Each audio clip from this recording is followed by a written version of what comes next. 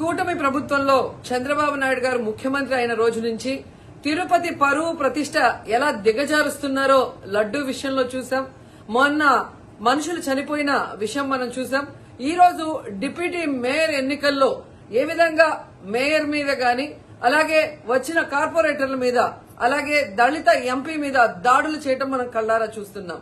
ఒకవైపు వైఎస్ఆర్సీపీ నాయకులు మాకు అవసరం లేదంటూనే చంద్రబాబు నాయుడు లోకేష్, మరోవైపు తమ నాయకులతో ఏ విధంగా కార్పొరేట్ల మీద బస్సు మీద అలాగే మేయర్ మీద ఎంపీ గారి మీద దాడి చేశారు, రాళ్లతో కొట్టారు, బూతులు తిట్టారు, కొంతమందిని కిడ్నాప్ చేసి తీసుకెళ్లడం మనం కళ్ళారా చూస్తున్నాం.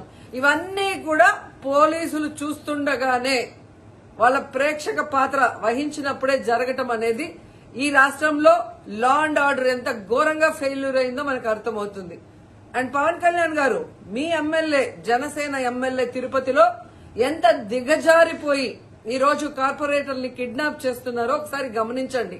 నిజంగా మీరు చెప్పుకున్నట్టు చంద్రబాబు నాయుడు, లోకేష్, పవన్ కళ్యాణ్ మాకు 93% సీట్స్ వచ్చినాయి మొన్న ఎమ్మెల్యే ఎంపీ ఎలక్షన్ లో అన్నారు.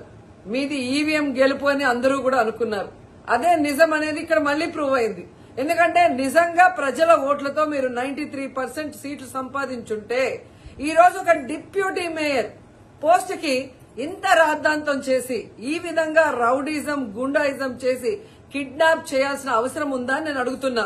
మీకు దమ్ము ధైర్యం ఉంటే, ప్రజలు మీ పక్షాన ఉన్నారు, మీ ప్రభుత్వం సక్రమంగా పనిచేస్తుంది, ఇచ్చిన హామీలు నెరవేరుస్తుంది అని మీరు నమ్ముంటే ఈ కార్పొరేటర్లతో రాజీనామా చేయించి మీ గుర్తు మీద గెలిపించుకొని మీరు ఎన్నికలు జరిపించుంటే ప్రతి ఒక్కరు మిమ్మల్ని శభాష్ ఉంటారు.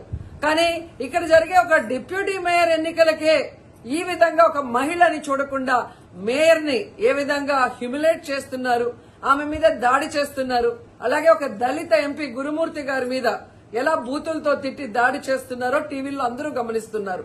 సో మీరు ఫెయిల్యూర్ అయ్యారు. ఈ 7 నెలల కాలంలో ప్రజలు మిమ్మల్ని అసహించుకుంటున్నారన్న విషయం తెలిసి ఇలా దిగజారుడు రాజకీయాలు, రౌడీ రాజకీయాలు చేయాలనుకోవటం నిజం కాదా నేను అడుగుతున్నా. ఒకవైపు ఎలక్షన్ కమిషన్ మేము రిక్వెస్ట్ చేస్తున్నాం, ఇలాంటి కూటమి ప్రభుత్వం చేసే ఈ దారుణాలకి ఫుల్ స్టాప్ పెట్టండి. ఎవరైతే ఈ రోజు దాడి చేశారు, బూతులు తిట్టారు, కిడ్నాప్ చేశారో ఆ తెలుగుదేశం, జనసేన నాయకులందరూ కూడా టీవీల్లో కనిపిస్తున్నారు. వాళ్ళందరినీ కూడా అరెస్ట్ చేసి వాళ్ళకి పనిష్మెంట్ ఇవ్వాలి. అలాగే ఎన్నికలు, డిప్యూటీ మేయర్ ఎన్నికల్ని ప్రజాస్వామ్యబద్దంగా నిర్వహించాలని ఈసీని డిమాండ్ చేస్తున్నాం.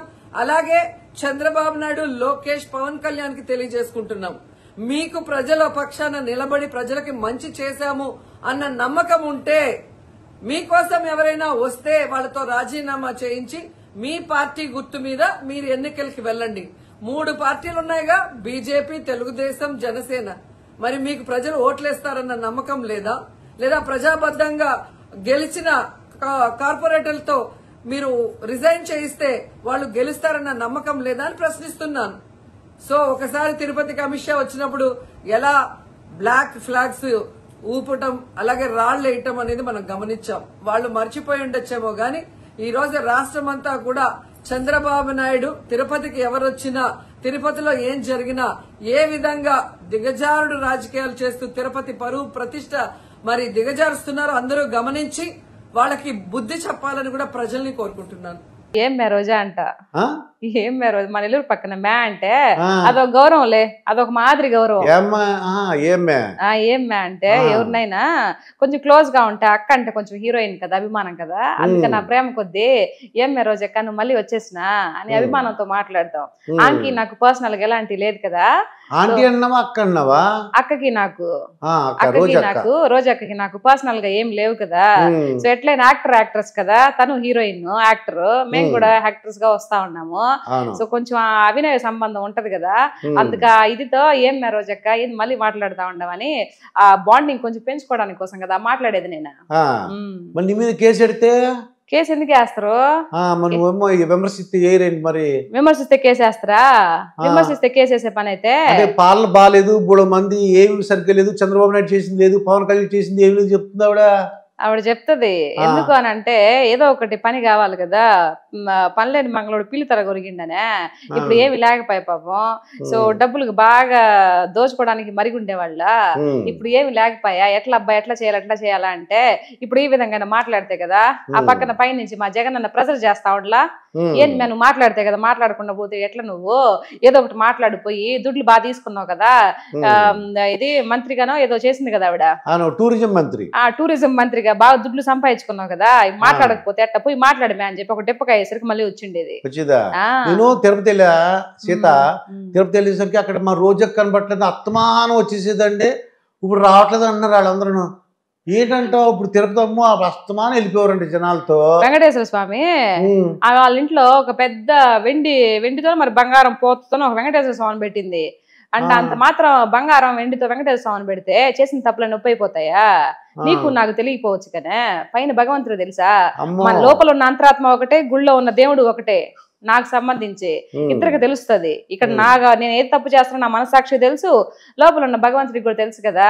సరేలే ఇప్పుడు నువ్వు పదవిలో ఉండవు కాబట్టి వస్తుండవు కదా, మే రా వచ్చి మొక్కో, వీళ్ళకి దర్శనం ఇప్పిస్తా ఉండవు కదా, పోనీ ఎన్నో కొన్ని లక్షలు తీసుకొని దర్శనం ఇప్పిస్తా ఉండవు కదా, సరేలే నీ కథ మళ్ళీ చూస్తాలని చెప్పా అలా తోసేసాడు అంతే. అంటే మొత్తం ఓడిపోయింది, అయిపోయిందిగా, డిపాజిట్లు కూడా రాలేదు కదా, ఎందుకంటే పవన్ కళ్యాణ్ గేట్ కూడా తాకనీయనంది కదా, అందుకే కదా దేవుడే ఉన్నాడు. ఎవరు తాకనీయలేదంట? అవును, మా రోజు ఎక్కనే దాకనీలేదుగా. అయ్యయ్యో, అంటే అలా అంటే దేవుడు కూడా అలా చేసాడేంటి? మరి అంతే కదా, దేవుడు సాక్షాత్ అక్కడ ఉండేది. అందరూ అనుకుంటారంటే వెంకటేశ్వర స్వామి కొండపైన ఉండేది జస్ట్ విగ్రహం అని అనుకుంటారు, రాతి విగ్రహం అని అనుకుంటారు. లేదు, మనసు పెట్టేది కనిపిస్తుంది, అది కరెక్ట్ గా అక్కడ ఉండేది సాక్షాత్తు మనిషే అని అందరికి తెలుసు. దాన్ని అందరికి ఏమి ఇయ్యాలో వడ్డీతో సహా ఇచ్చేస్తాడు. రాజకీయంలోకి రోజు ఇంక రాలేదుగా, ఈ నెక్స్ట్ వైఎస్ఆర్సీపీలో తను పార్టిసిపేట్ చేసినప్పటికీ కూడా నో ఎమ్మెల్యే నో మంత్రి. నెక్స్ట్ టైం కూడా 2029లో తన లైఫ్ లో రాలేదు. చెప్తున్నాను కదా, ఈ భారతీయ టీవీ స్టూడియో మీదుగా చెప్తున్నాను కదా, నెవర్.